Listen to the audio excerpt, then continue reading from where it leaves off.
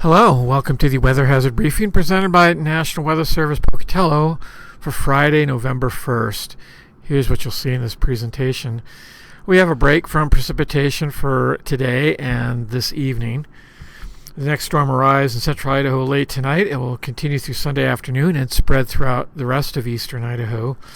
We do expect light to moderate snowfall amounts with this, and it will go down to some lower elevations.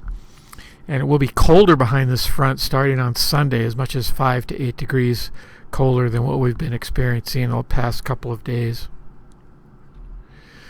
Here's our satellite image. You can see the stream of moisture. Most of this is high cloudiness, and then our low is back in here, and this will be what we'll be approaching for later tonight. So not much, a pretty quiet day today for Friday. You can see here, though, on Saturday, though, and it would be after midnight on Friday night. We should start seeing snow, or at least a chance thereof, in the central Idaho mountains. And then by daybreak on Saturday, the rain and snow should be spreading all the way over to the Wyoming border. It should continue for most of Saturday, or all of Saturday during the day, and into Saturday night, and then even into Sunday. So it's going to stick around a while, although you can see that in some of these places, especially in the south and west, it's more of just a chance of snow for Sunday. And then there's a break. It sort of continues on into Monday late night hours in the eastern Idaho, or the Idaho-Wyoming border region there in the southeast highlands and eastern highlands. And then most of Monday during the day is a break, and then late Monday night we start getting a chance of some nighttime snow and likely night snow in the central Idaho mountains once again. So most of the day during Monday should be actually pretty nice, although it will be cold. And then Tuesday, election day, we are looking for rain and snow, and anywhere from a chance to what we call categorical, which means greater than an 80% chance of occurrence throughout our entire central and eastern Idaho. Here are the temperature forecasts. As you can see, if you just track one, we are looking for it to be continue to warm through Saturday, and some places on Sunday, especially if it's on the east side, may still be able to maintain temperatures, but for the most part, in a lot of places, you can see it does start to cool. And the same through Monday, Tuesday, it sort of levels off, and Wednesday, again, it sort of just levels off there. And here's a look at what's happening with the risk of precipitation, the type of precipitation, and our timing. You can see we are looking for it to be fairly dry today. Just a few places like Island Park where there's a chance threat, and frankly, as far as amounts, it's not very high. And then here you can see it starts again around 6 a.m. We start getting those higher chances, and a lot of places rain, but some places of snow, and then rain and snow peak sort of in the morning hours from between 6 a.m. and noon. And then 6 p.m. it sort of starts peaking in the eastern half. So in the afternoon it shifts more to the east. But you can see it does continue to be a threat precipitation through most of Sunday until the morning, when it sort of drops off to a chance. And then in the afternoon even less. And then the overnight hours not much. And then it starts over again Monday evening, as you can see here. And it continues in through Tuesday. All right, so let's just look at this first storm. This is the expected rain or rainfall equivalent for starting late tonight. That would be after midnight through Sunday afternoon. So we'll look at the first half of this storm, or the bulk of the storm. You can see it's very similar rainfall amounts to what we had with a half an inch or a quarter inch to half an inch here in the higher elevations in the central Idaho mountains, and in the Pocatello to Rexburg area, a tenth of an inch to a quarter of an inch.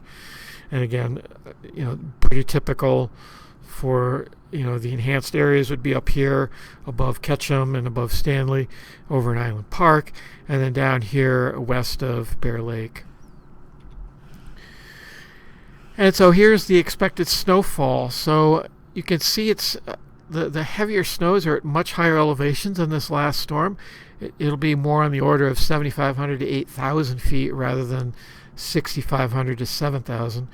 But still some light snow. So there might be enough area over, especially in northeastern part of our forecast area up in the Island Park, where they may end up issuing a winter weather advisory starting Saturday morning.